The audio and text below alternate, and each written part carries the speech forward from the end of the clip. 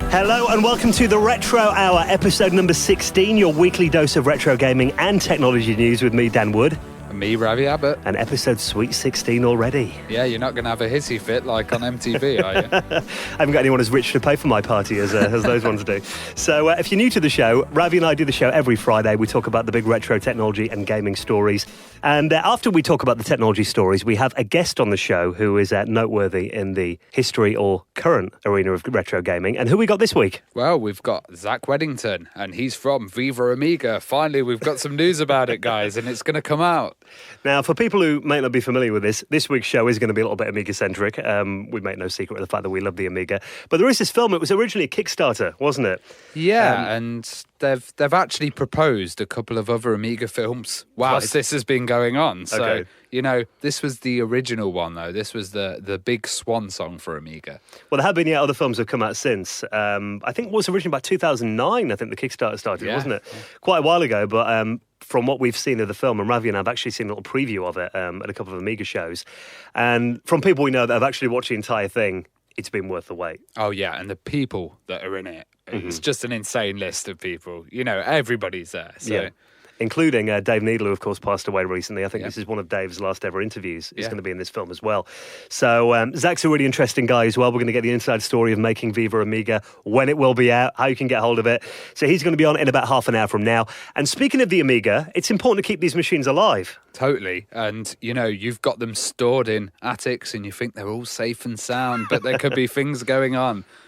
Secret killers. Yep. So we've got a guest coming on, Joseph, that's going to give us top 5 tips on how to maintain your old machines. Yeah, so if you've got any old computers that you're neglecting, maybe.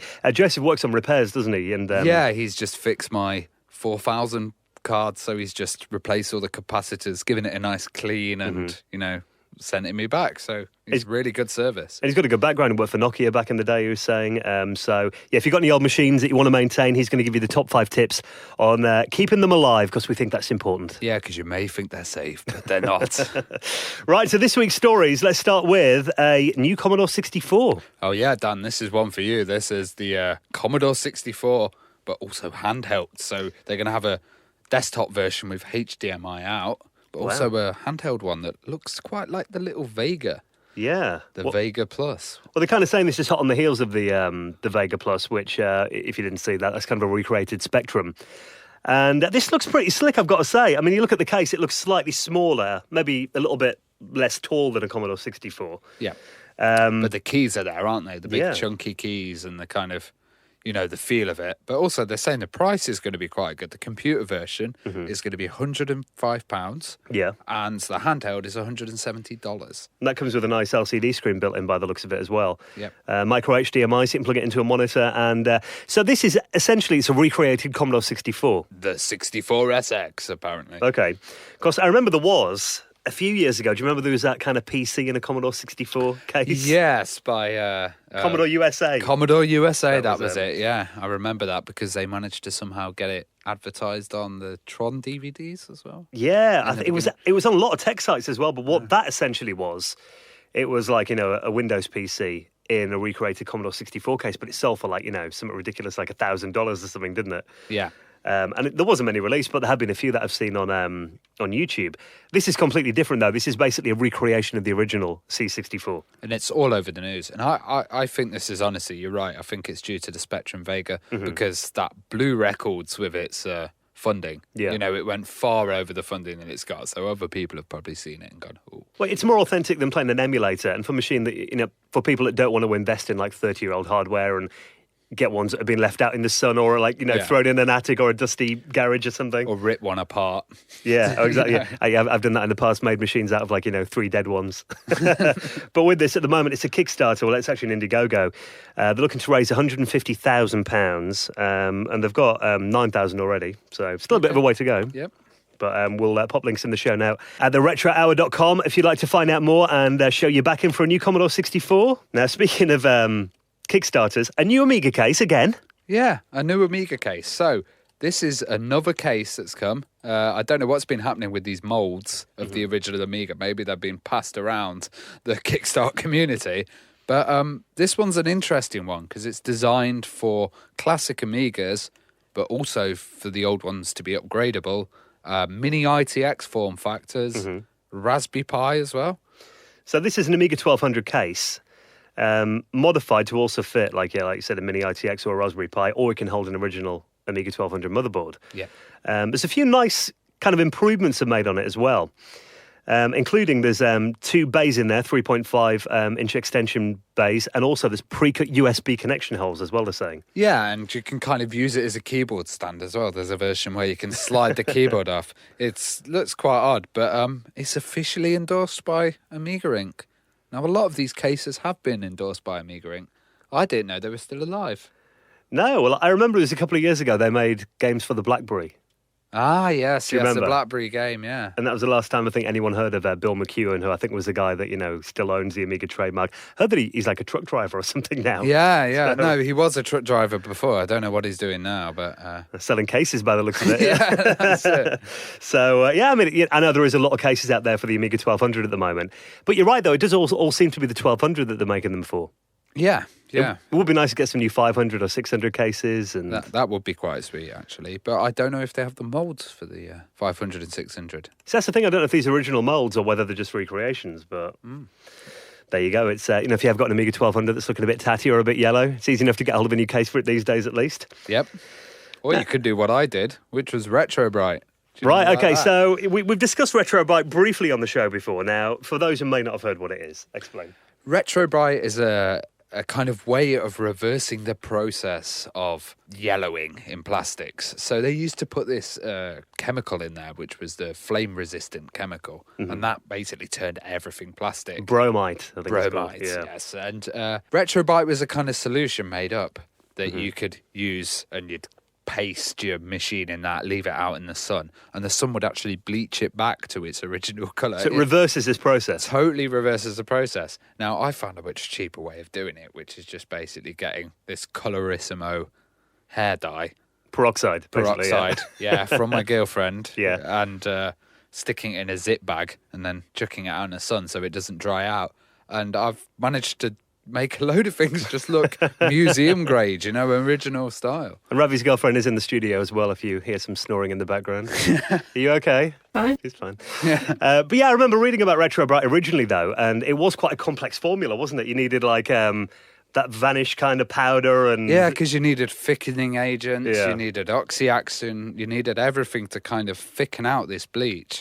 But this peroxide stuff has the thickening agents in anyway, so it's just hair cream. I actually got one in Boots, but I think the important bit is it the strength?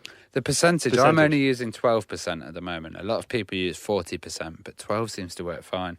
Would 40% get you arrested buying that online? I don't know, It starts to get a bit risky there. So, but what you essentially do then, you cover them up. There's guys, you actually done a video on this. Yeah, I've done that. It was with another brand of... A Dreamcast? A Dreamcast lid. Another brand of hair dye that wasn't as powerful as this. Right, okay. Called Bee Blonde. Yeah, I think that's the one I bought, from Boots. Yeah. So you essentially cover your yellowed plastic in this, kind of cover it so it doesn't dry out, then leave it in the sun or put it under an ultraviolet light. Yeah, you can do that if you live in a non-sunny country. Like we do. Yeah. But I actually got one of those black lights off eBay. I think I got it, it was only about £13. I've kind of got all the bits to do RetroBrite, but I've not done it yet. So you just chuck it out on your balcony, Dan. It will look wonderful afterwards. Problem is with my flat, it's only light until about midday, and then the sun goes over my house, and then I don't get any sunlight. Yeah, that's it. You're going to be chasing it around. What I think I've got an idea of doing though is leaving it in the back of my car in the car park. That my neighbours might give me funny looks. He's doing with all those computer keyboards in the back of his car covered in white stuff. Yeah. So there you go. So if you want to find out more about RetroBriting, we'll pop you a link to Ravi's video. He explains it all. Yep. Now, Apple have said something a little bit outrageous, haven't they? Yes. Phil Schiller? Phil Schiller. Yeah, he made a comment at a big keynote event, and he was basically saying that it's sad that people are using 5-year-old computers. Obviously, the reaction's been quite bad towards this, and a lot of Apple people have said, well, if your products weren't so expensive, then we would be able to upgrade. Yeah, well, he did this. It was at the announcement of the iPad Pro back end of last month. But you're right, this story seems to be continuing. I mean, I'm looking some of the tweets. There's an article on there, dailydot.com, and they kind of covered it. His exact quote was that there are still 600 million people that are using PCs that are more than 5 years old, and he said that's really sad. I don't know. We must be real saddos. I've got 30-year-old computers. What does that make us, dude? That's it. The freaks. But I've got old Macs, like old PowerPC Macs, and my G5 still gets a lot of daily use. It's still good for a lot of stuff. I've got new Macs as well, but I think even my MacBook Pro, that's probably about 6 years old now. Yeah. But I think the trend is, though, which it surprised me that he said this. I mean, that was probably just an off-the-cuff comment, I guess. But the fact is, I think, the new Macs that are out now are actually less powerful or got lower specs than my Mac that I bought 6 years ago, because they haven't got a hard disk and they've got an SSD. So my Mac's got 500 gigabyte. The new MacBook Airs and only have 128 because of SSDs. Yeah. But the trend has been for basically operating systems to need less resources in recent years. But also, the trend's also been to not have things upgradable. Mm-hmm. So say you've had a laptop, they've had soldered on RAM. Yeah. Quite a lot. And, back in the days, you could upgrade it. Even I remember the old Macs, they were saying, it won't support 8 gigs of RAM, and you could still put it in. Yeah, don't you buy Apple RAM as well. Yeah. But the MacBook Air, you can't upgrade on that. There's, new machines, they're kind of limiting the expansion of them. Oh, absolutely. I mean, I've got, my MacBook Pro, I think, is the last one where you can actually take the RAM out and swap the hard disk if you want to. The model after that, you couldn't. And I've just got a Mac Mini, one of the i5 Mac Minis. Yeah. And they changed that as well. On the 2014 model, you can just unscrew the bottom and you got access to the RAM and all that. But on mine, it's completely sealed unit. And like you said, the RAM's all soldered to the motherboard. So you've got to get your spec in the shop what you want. Otherwise, you're going to be buying a new machine. Yeah, that's it. New machine, no upgrades, cheap upgrades. But on this same note as well, on Cult of Mac, they've posted the question recently to Apple, and it was, how long is the lifespan of a kind of Apple product or a operating system? And there's some interesting things they're saying here. They're saying the iMac, the MacBook, and the Apple TV is roughly 4 years. Right. So that's how long they expect it to be relevant and not obsolete. And the Watch OS is 3 years. So when did you get your watch? Well, on launch, a year ago. So 2 years left, Dan. I can see the time ticking on it now. But I guess, I think, technology these days is built a bit more disposable than it used to be. I think, I often question, how many Xbox 360s and that'll still be working in 10, 20 years. Probably how many Xbox 360s are working now? Exactly, yeah. Well, it's I think that probably is right with Apple, though. I mean, Apple are kind of a company that you either upgrade or you die. The first iPad, that got the drop support after 2 years of that being on sale. Yeah. And you couldn't... The thing is, with iOS and stuff as well, all your apps say, we won't work anymore, you need to upgrade your OS. But then if you can't upgrade the OS in it, it's useless, isn't it, essentially? That's it. And that's because they've locked it off, you know? Exactly, yeah, it probably could support it, but they just don't want you to. They want you to buy a new model, so... It's crazy. Well, talking about mass-produced machines... We have here Britain's first mass-produced machine has gone on display at Bletchley Park. And do you know about Bletchley Park, Dan? Yeah, well, I've never been there before, but obviously World War II, that was it Colossus, yes, yeah. Which was Winston Churchill's massive machine that he'd commissioned. And they also have the bomb machine, which was used to decipher the Enigma code. Yeah. So this whole place was kind of where a lot of the computing technology was born. Alan Turing... Yeah.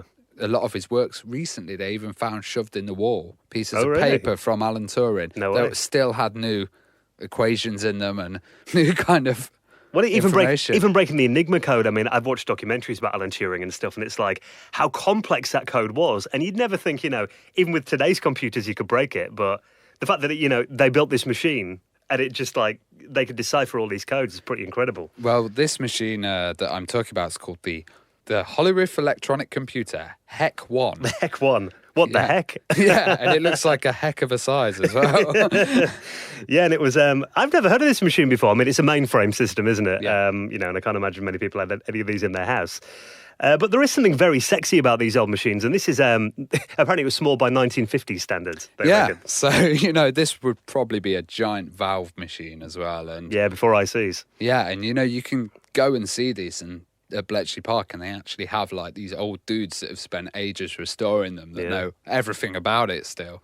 You've been there, haven't you? Yeah, I've been there because they had an Amiga show there quite a while ago. You know, I've been to some computer museums, the Technology Museum in London that I've been to, and you see the old Cray, like, you know, workstations. And you can see the Babbage difference engine and stuff in the Science Museum in London. And it's amazing to see them, and you think, you're just looking at that and you think, your watch or a mobile phone has got like 100 times the power at least. And that's it. And, you know, Britain, we helped birth the digital computer. That was a great thing that came out of World War II technology. And I think in Britain, we should go and actually see it, because guys can't come and see the difference engine in America. You know, they can't go and see these Colossus or Enigma solving machines, and they're all available, and it's all great history. Yeah, I mean, I've never been, but it's the National Museum of Computing at Bletchley Park, isn't it? That's what it is, so it's definitely on my to-visit list. But this machine just looks awesome as well. I mean, I'm looking at a picture of it here, and they reckon actually, you know, it isn't actually that big. It's 1.5 by 3 meters. It just looks cool though, dude. Well, the coolest thing at Bletchley Park was I went into this one little hut, and they had radios from all over the world, and there was a guy, and you've seen James Bond. Do you know Q? Yeah. He had a blonde moustache, and he came up exactly like Q, and then taught me through every one of these radios and showed me all the old spy stuff. It was amazing. Yeah, you're a spy, aren't you? I know. He's pointed, That's it. So, it looks cool, though. So if you want to go see this machine, we'll post a picture of it and links to where you can find it at theretrohour.com. Now, we're talking before about maintaining old machines. So let's have a little guest on now who's going to chat to us for 5 minutes. Joseph, who actually does computer repairs and repairs Amigas and consoles as well. We thought we'd get a few tips off him to find out how you should preserve your old hardware. So hello, Joseph. Hey guys, thanks for having me on the show. Well, we thought we'd get you on because you do repairs to classic machines, in particular the Amiga then. Do you do this as a business? No, it's not really a business. It's more like a hobby. I used to do recaps and repairs previously for myself and for my friends.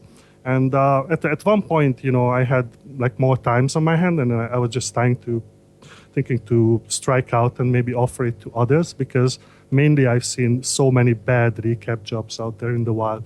And I look at the quality and then I can say, okay, I can do this better. So that's how this thing is started. Well, Joseph, you prepared like the top 5 tips then for keeping these old machines in good working order. So what's number 5?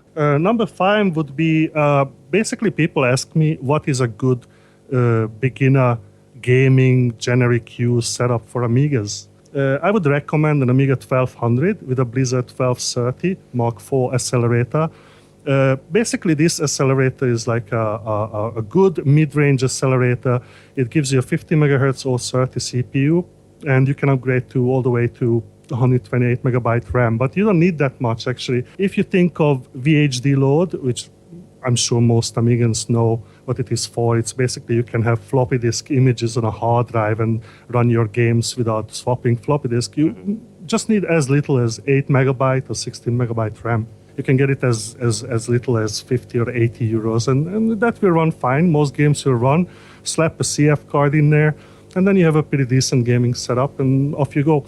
Or if you are on a budget, then what you can do, you just get yourself an Amiga 500. Amiga 500 runs all of the games, 96%, and get yourself a Gotek drive. This is basically a floppy emulator where you can put floppy images on a USB key, and off you go. No disk swaps. It will be a bit slower than a 1200, but you can set this up for, let's say, 50 or 60 euro if you can catch a used one for a good price. And your next tip then is a bit more related to a lot of old hardware. Yeah, that's right. Next one would be power supply issues. I've seen a lot of problems caused by faulty, failing power supplies where the voltages are basically not up to par what the specification says they should be. This is mostly seen on Amiga systems like Amiga 500 or 1200, where the power supplies is simply not strong enough to support enough current for the accelerators that are in the machine that you add. So 2.5 amps is pretty common for some setups, but get yourself a 4.5 amp power supply and you'll be fine. You can also change the capacitors, but power supplies, I don't see them failing due to capacitors. It's simply they're just old and they don't function up to specifications. You can see also with other systems like Commodore 64, especially the old wedge-shaped power supplies, they simply overheat and they just break down, and they could also damage your machines. if you see mysterious issues with your hardware setup when you're tinkering with accelerators and add-ons, just make sure that you have a known good power supply that gives out nominal voltage, and that could solve a lot of issues. And what's next? Next would be recaps. I suppose it's not a surprise. There's a lot of info flying around online about this topic. It's a huge topic. We could talk about it forever. But for now, in short, most of these machines are over 20 years old. Capacitors have a lifetime that is related to temperatures and hours spent at a certain temperature. So the caps are way over their shelf lives in most of these machines.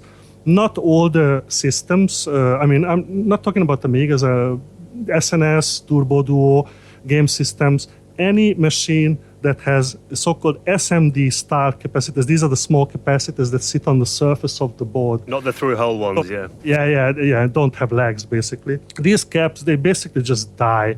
And the machine will function, actually. You will not have like immediate issues. But what happens is that as you turn the machine on and the machine warms up, electrolyte leaks out at the bottom of the cap, and it starts leaking. And this is highly corrosive stuff. So it starts eating away the copper tracks of the board. This is like really bad. So if you have any system that you know hasn't been recapped, if you can do it yourself, fine. If you have enough experience or the right equipment, be very careful with this.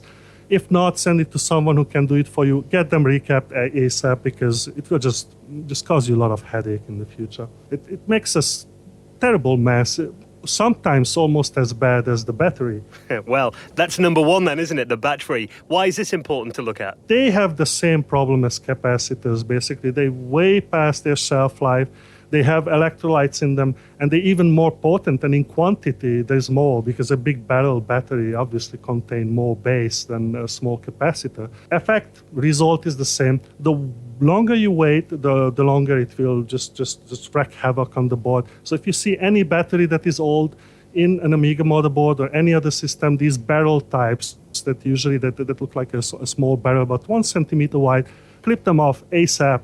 At any cost, because it actually they can corrode much faster than capacitors. Capacitors are a smaller quantity, and also the process is quite slow with capacitors, so it could take some months or years to do the effect. But batteries, they are very fast. But you're right. I mean, there are a lot of people that probably will have these old machines in their attic, and they think they're all right, but these batteries are leaking away, aren't they? Yeah, basically the effect is there's a lot of discussion going on how leaking batteries or leaking capacitors happen. I have my own theory.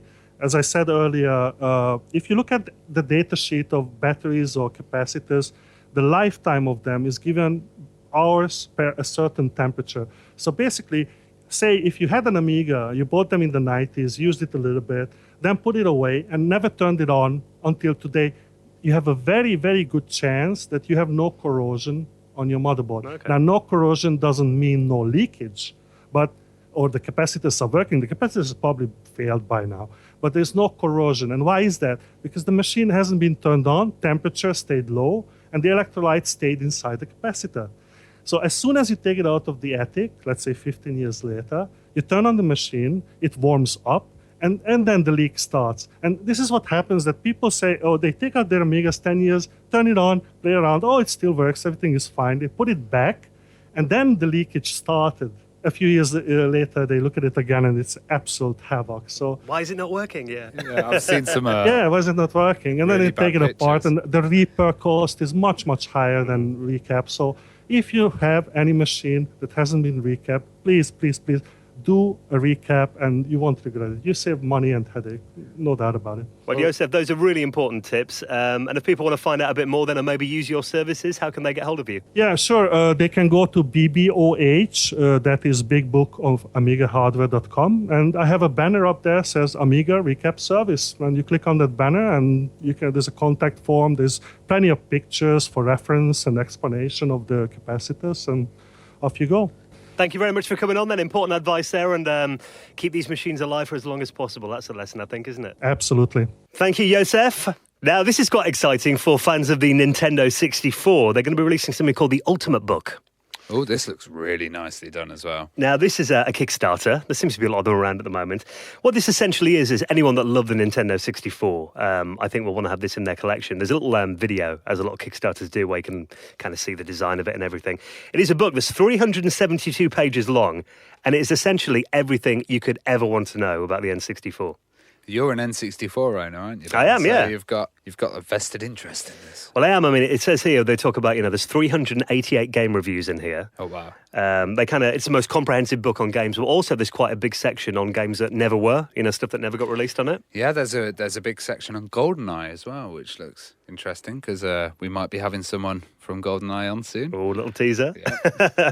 But essentially, I mean, the N64, it's a machine that a lot of people have got fond memories of, but you could also say, it was a machine that was kind of slaughtered a bit when the PlayStation came out. Of course, it still used cartridges. But but also it provided that complete differentness. No platformer had been able to do 3D or that kind of exploring a land like the open worldness.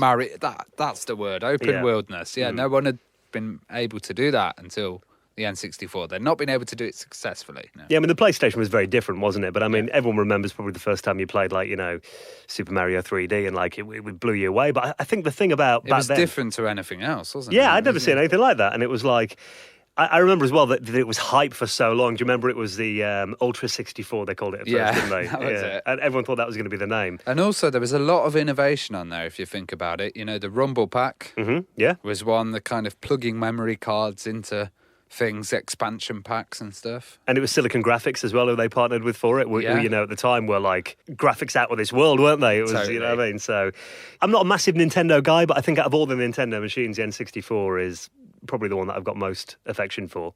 Yeah, the one that I can sit and play the most on is an N64. Yeah, the SNES is great as well. Yeah. I mean, I think the only thing, and I know I'm going to get hate from N64 fans for saying this, that controller. Yeah. I'm not a massive fan, if I'm honest, but I know it has its fans. But if you are interested in this book, though, it looks, for anyone who loves the N64, I'd say this is an essential buy. And they're already halfway towards their Kickstarter goal as well. So. Oh, wow. So this one's probably going to come out. Yeah, there's only 20 days left. So okay. If you want to back it, everything you need to know will be at theretrohour.com. Our final story this week, then. This is quite an amusing one. Pranksters go dumpster diving and sell their games back to GameStop. What? So they're going around the back of GameStop, getting all the crap they've chucked out and then trading it in. Going at the front of the shop and selling the disc back to them, yeah.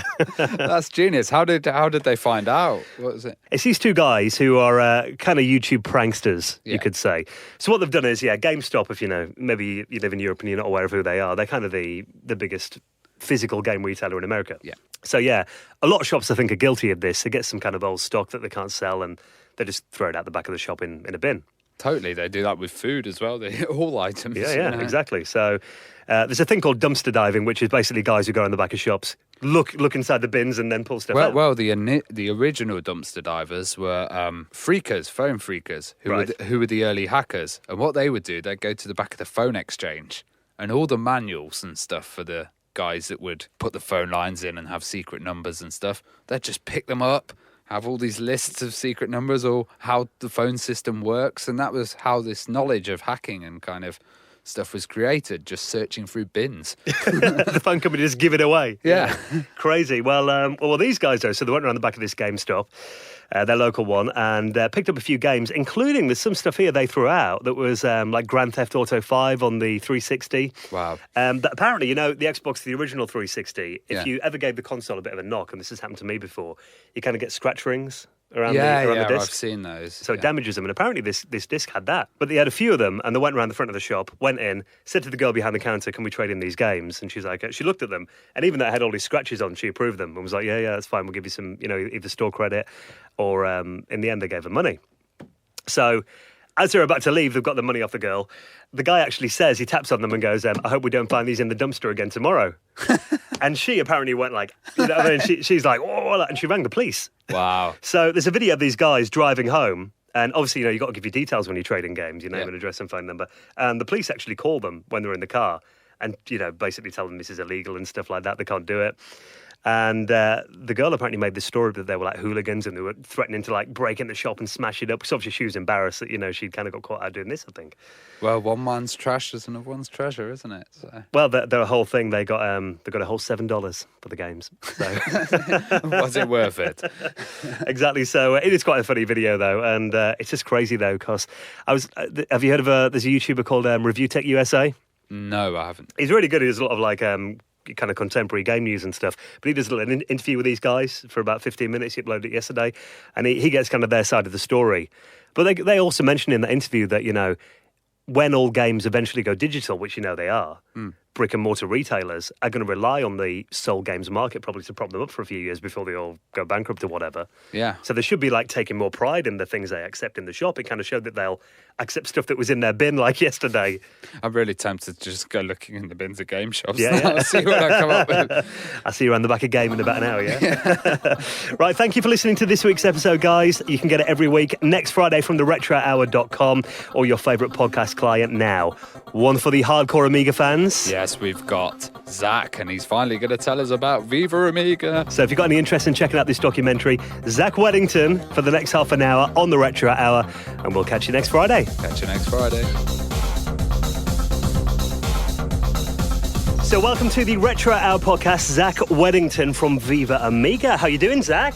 I'm doing great, you guys. Now, obviously, this movie, we've been anticipating this for a long time now, Viva Amiga, which we'll talk more about the documentary and the creation process in a moment. But I thought it'd be quite nice to get a bit of background on you first, Zach. So what was your first computer experience? Gosh, let's see. That would be with a TRS-80. Wow. Back in like 1983, yeah. My dad was an engineering kind of guy, and he was, really excited about this prospect of home computers. And so, I think he kind of bought it for himself.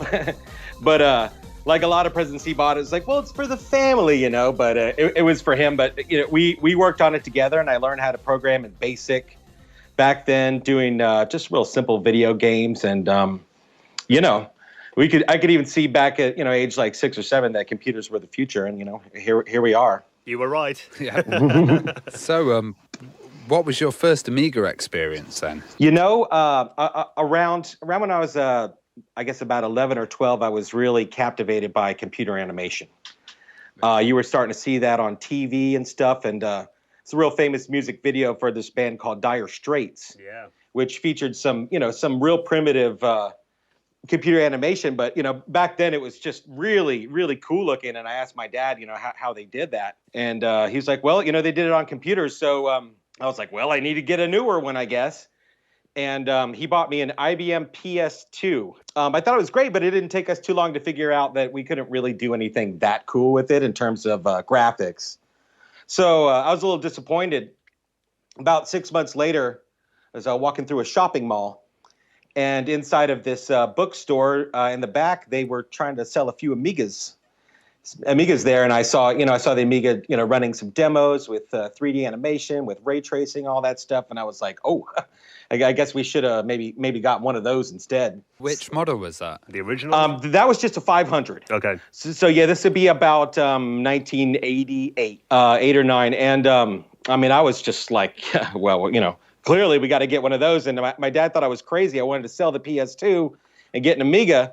And thankfully he let me do that. And the rest is history. So you were straight away onto D-Paint and doing those anim brushes and stuff. Exactly. Yeah. As soon as I got the 500, I got Deluxe Paint 3, and I picked up a program called Turbo Silver, which is one of the first little 3D apps for the Amiga. And I just loved it. I think that Juggler demo probably sold more Amigas than any of Commodore's advertising, didn't it, back then? It pretty much said it all. It did. I was like, if this home computer can figure out how those reflections and shadows go, like what can't it do, really? Mm-hmm. So moving a little bit then with your Amiga experience, how far did you kind of take the Amiga? How long did you stick with it? I stuck with it until around the time of the bankruptcy. I went pretty far with stuff. In my art class in high school, we were lucky enough to have an Amiga 4000. Nice. So I was on there doing some pretty serious, for the time, animation with D-Paint and a program called Imagine. And we even had a TV studio in our high school. So I was able to take what I did on the Amiga, get it on tape, and then, actually put it into an editing studio, add music, and really come up with a nice presentation. I was always trying to get out of doing essays for class. And I'd go to the teacher and say, hey, instead of me writing an essay, why don't you let me make a little animation about, say, Joan of Arc? Well, the Amiga inspired that, didn't it? Like creativity. I mean, it was really the first machine I think that did, yeah. Do you remember when you first heard about the bankruptcy then? Yeah, it was actually, I went into art class one day, and my teacher came up and he said, hey, did you hear the news? Commodore's is no more. And I was like, wow, okay. And I didn't really know what to make of it. That was pretty disturbing. And, over the next several months, I kept getting the magazines in the stores that I could get. It was a lot of like Amiga format English type magazines were the only ones left on the newsstands around where I was after the bankruptcy. So I kept up with what's going on. And to be honest with you, when I got into college, I went to college starting in 1995. Computers were not such a big deal back then. And I was studying film, and we were still caught in this analog world of actual film cameras and things. And so, to be honest with you, I stopped using computers for a little while, because I just really didn't see the point if I wasn't going to be using an Amiga. Yeah, so did you see a kind of a difference with the information of stuff coming from Europe compared to how the US Yeah, absolutely. was? Like in Europe, it made it seem like it was still a thing, Whereas here in the States, I already had a real difficult time even explaining what an Amiga was. Because a lot of people, on different sides of the ponds really don't know how it was. Like over here, Amigas just weren't that popular. And definitely by the time of the bankruptcy, like the writing was on the wall. This wasn't really going to be a thing for much longer. And it wasn't. Hardly anybody really knew about the Amiga here, and it was frustrating. Yes, whereas at my school, everyone I knew had one, here in England. It's such a different world, you guys. But I do remember, it's crazy to think now, isn't it, that I didn't find out about the bankruptcy probably. I think it was a kid at school came in and mentioned it maybe about a month after it happened. But then because the magazines always worked a month in advance, it was probably like 2 months until we found out. And finding out news that late in this day and age would be unthinkable, wouldn't it? Totally. Well, I'd totally kind of forgotten about Amiga. I'd kept going, and I thought they were long gone. And then someone said, "Oh, they're releasing a new console." I was like, "They're still going." Yeah, and it's kind of still going. So why did a film about the Amiga need to be made then, Zach? I think the best answer I can say is it just really seemed like a damn good idea. I had started going to these retro computer shows here in the States, the Vintage Computer Festival. I was at VCF East, and driving home from that, seeing all of these old machines and people still doing things with them, I realized that gosh, I've got a retro story that I could try and tell. And I talked to people that I knew from that festival, and they're like, sure, we can hook you up with some people if you want to interview. And it just kind of spun on from there. So how did you kind of go ahead conducting your research and structuring the whole film? I utilized the network of the people at these computer festivals, and also just Facebook. Very early on, I got a Facebook set up for the film, and I would just throw questions out there to the world, and people would get back to me with information. And I started just kind of putting together what I consider to be a strong narrative in my head, and found the people who first would talk to me, and second, that I felt really had a strong piece of history that they could share with us. And, over the course of about 3 years, I got all the interviews shot that I felt were necessary, and still wanted more, but we've got lots of them. Were these people hard to track down, any of them? No, that's the funny thing. Most of the people in the film, it came really easily, because what I did is, I created that trailer. I created the trailer for Kickstarter before there was a film, just to show people what it was going to look like, and so that they would believe in it. And really, once they saw the trailer, if they had seen it, they, pretty much agreed to meet me. It wasn't that hard. There's a couple of people that I missed, like Eric Schwartz, famous Amiga animator, and I thought he would be easy to get, but we just lost touch. Couple people like that, but for the most part, I got everybody I wanted. Who was your favorite interview with then? Probably RJ. Yeah. Because he's just so animated, Like, we're sitting there. I literally shot that in RJ's living room with a backdrop and lights set up. We turned it into a mini studio. And as I'm sitting there with RJ, just watching, his eyes light up and the passion come out, I was like, yeah, we got it now. like he's going to help carry this thing through, and he does. He's in the film quite a bit. It's hard to get an interview with RJ as well. You've got to sit him on the sofa and be there. Yeah, and keep him you got to get him sit still for 5 minutes, really.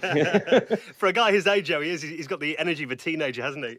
He really does. In fact, he invited me out to a party at his place about, 6 weeks ago? Mm-hmm. And I never saw anybody so passionate as a kid, at that age. And it is really inspiring. So did you find out any things you were not aware of from these interviews, like new bits of history? Yeah, little things here and there, some of which didn't make the cut.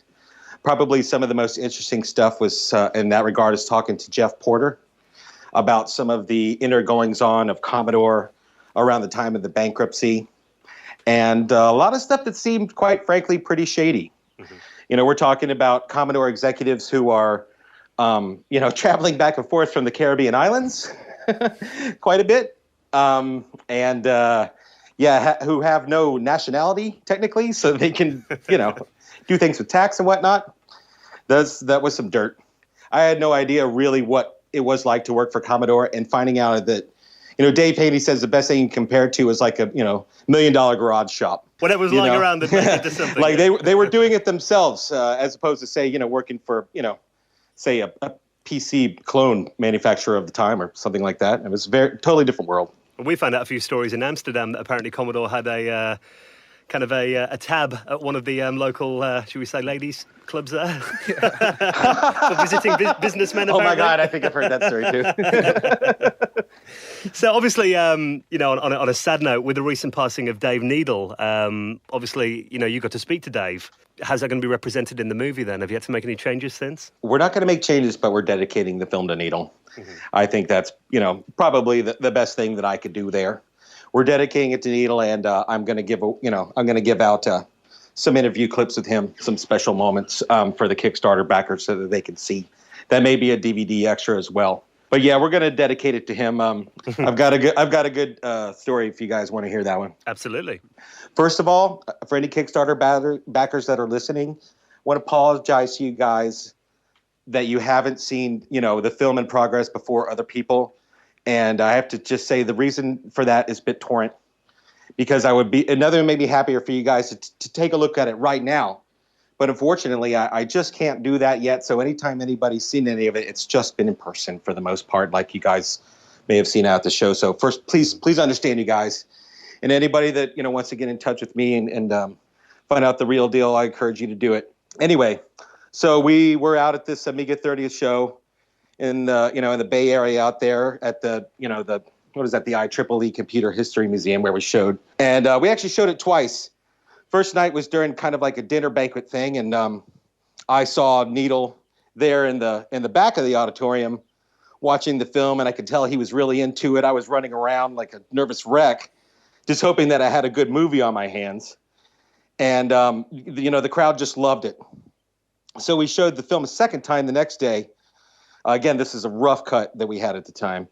Still pretty far along, but anyway, I was standing on stage for the second screening, and there was Needle right up front, just grinning like a kid. And I could just see on his face that he couldn't wait to watch it again. He was so happy to see that somebody had finally made a good movie about the Amiga and told his story.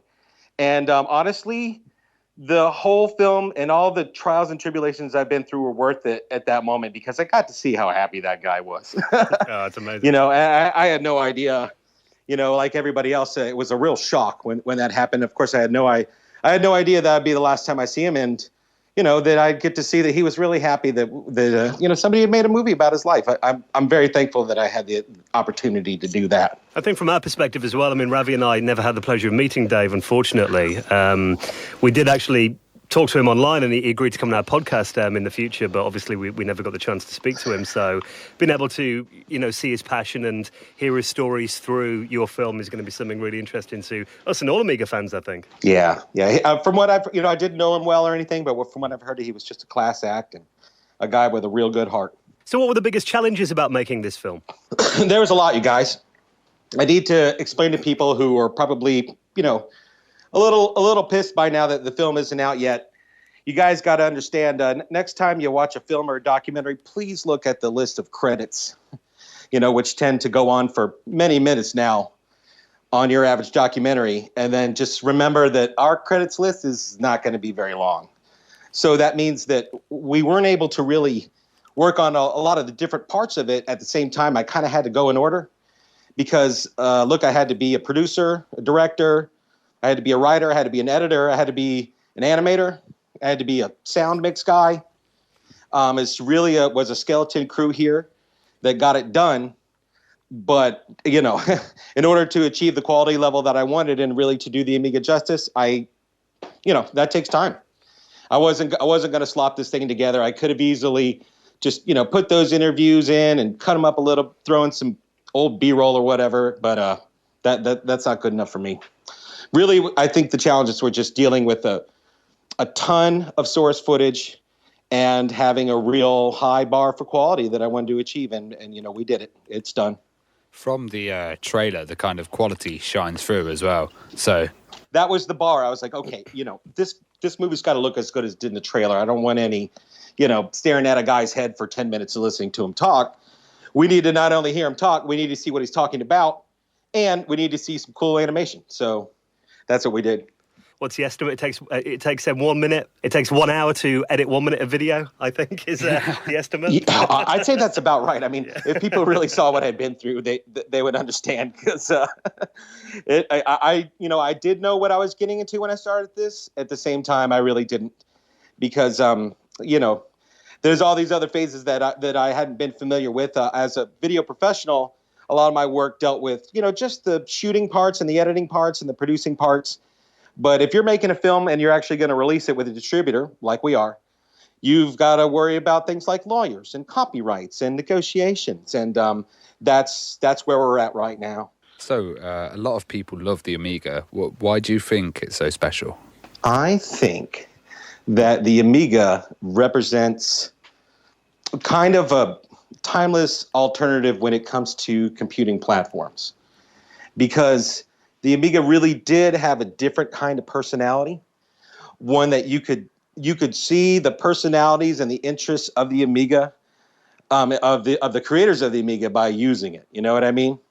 It had this strong personality, and I think it's I knew the computer was for me very quickly on.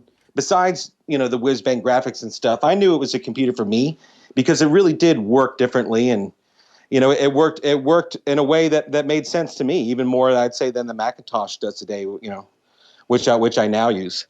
I think a lot of Amiga fans might feel, we're a little bit robbed back in the day, that the Amiga was always a better machine than the Mac. Would you not agree? But obviously it lost the war. Oh God, yeah, it was better along so many metrics, and we talk about that in the film. The greatest things don't always succeed in the marketplace. Just like, the best beers are not going to be the most popular. There's market forces at work which define, the quality of the products that we buy, and that's something we talk about in there. We've got a young lady who's an economics and business expert, and she speaks to that part. When you're talking to the obviously the guys behind the Amiga, did you kind of get any sense of maybe a bit of bitterness that the Amiga didn't take off as big as it probably should have? Yeah, totally. It's totally like the bitterness would come out and then they would dial it back. They're like, but I've moved on. Don't worry, that's all in the past. and then they'd be like, God, if only the CD TV had this and that. I'm just like, okay, come on. Like they're still wrestling with the fact that they know there's nothing that they could have done, but they still wish, They still wish they had another shot at it. And I would too. Well, that's a crazy thing that you kind of cover in the film from what we've seen from the trailers, which is the life of Amiga, the fact that there's still people creating machines based on it. Right. That's what the movie is about. I intended it to be a film that you could just pass it off to somebody who had never heard of the Amiga and be like, wow, that was a thing I've never heard about. That's pretty interesting because it's a real human story. There's been people that have tried to pull me in different directions. They're like, look, games are the thing. The UK was all about games. That's where your audience is. And just, quite frankly, I didn't want to make a movie about games. I wanted to make a movie about people and their stories. And, like I said, just be able to turn it over and say, this is what the Amiga was, how I saw it. And, that's what we've got. From the people you've spoken to then, and your opinion as well, Zach, it'd be quite interesting. What do you think was to blame for the downfall of the Amiga then? It's like anything in life, there's multiple reasons. There's not one thing you can point to. I think you could definitely point to the fact that in the United States, the PC having total dominance was a foregone conclusion. I think that there were some strange things that went on in Commodore. They could have stuck around longer with proper management. Those are the two biggest things I think, just this propaganda that we see get in the United States. Like, look, if it's not PC compatible, it's useless. What are you going to do with this thing? And just the fact that the people that were running Commodore during the time of the Amiga really didn't know what they were doing a lot of times. Well, we also noticed another thing in the trailer, which was about new tech and the video toaster. Oh, well, we've got Tim Jennison. Oh, wow. Yeah, we've got Tim Jennison in there. He speaks to the video toaster. We've got some really great insider footage that I got from Tim Jennison. And just so everybody knows, every interview you see in Viva Amiga, we've got those people talking at length about that topic. So he's only in it for a short time. But getting to hear, let me tell you, I used the video toaster for probably 5 years. It's an incredible invention. And to meet him, to go to New Tech and, get the inside scoop from him was just awesome. I remember reading about the video toaster though. I was probably only about 11 years old. I think I got a copy of Amiga format. And I was doing video at school. But it was way out of my price range. But I remember drooling over it and just seeing the screenshots. It really, it was massive in the television industry. Do you think it was really a massive, pivotal, changing moment? It absolutely was. I liken it to YouTube now. YouTube and the low-cost video production tools that we have.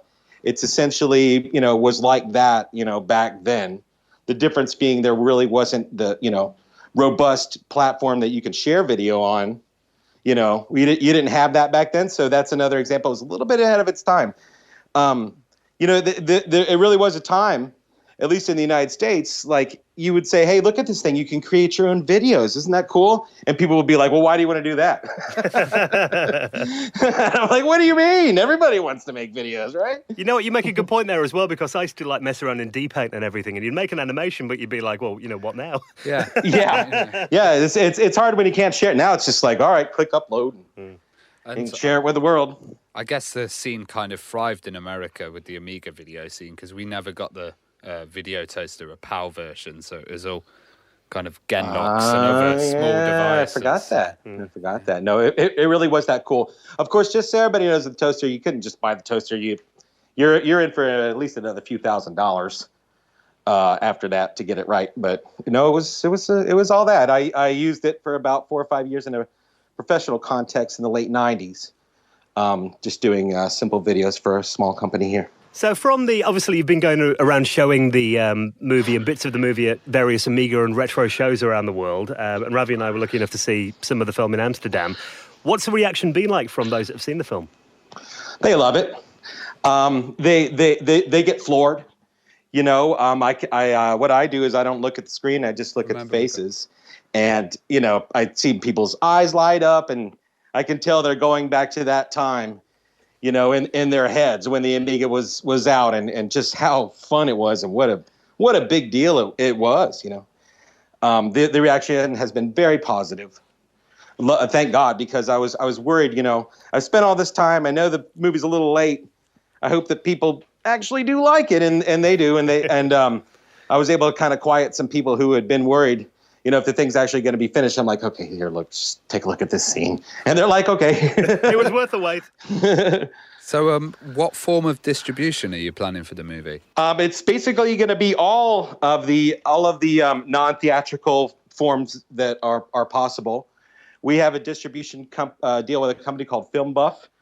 If you take a look at their website, you can see that, that they're a decent player. They've got some great films, on in their catalog. Right after the Kickstarter, they contacted me originally, and they're like, "When's it coming out? We want it." And we shopped the film. Once I got it, to a watchable phase here, we shopped it around to some different people, entered some film festivals, and in the end, I just went went with them because they seemed to really believe in the movie. So the answer is, yeah, we're gonna have some physical, DVD, hopefully Blu-ray, but then all streaming platforms, iTunes, Amazon, any way we can get it to you. That's how we plan to do it. And Film Buff will be in charge of that part. Well, Zach, the question that, all Amiga fans want to know then, who've been keeping up with this project, when is the film going to be out? You were looking at 5 weeks. 5 weeks. I know I've said this kind of thing before, but yeah, we're looking at about 5 weeks. We've just got a couple of things to button up here on the music rights, and we've got the finished film. We're cleaning up the poster. 5 weeks, guys. It's like I just got to pray for the right mojo. Nothing to, screw me up here on the end because I brought it this far. I tell you guys, don't worry no matter what, because it's coming out. Like if I had to give it away, I would. Well, I know from what we've seen of the film, it does look incredible, and we've been really excited to see it. So, the next 5 weeks can't go quick enough. Yeah, cool. Thanks. Yeah, and keep your eyes out for Viva Amiga 2.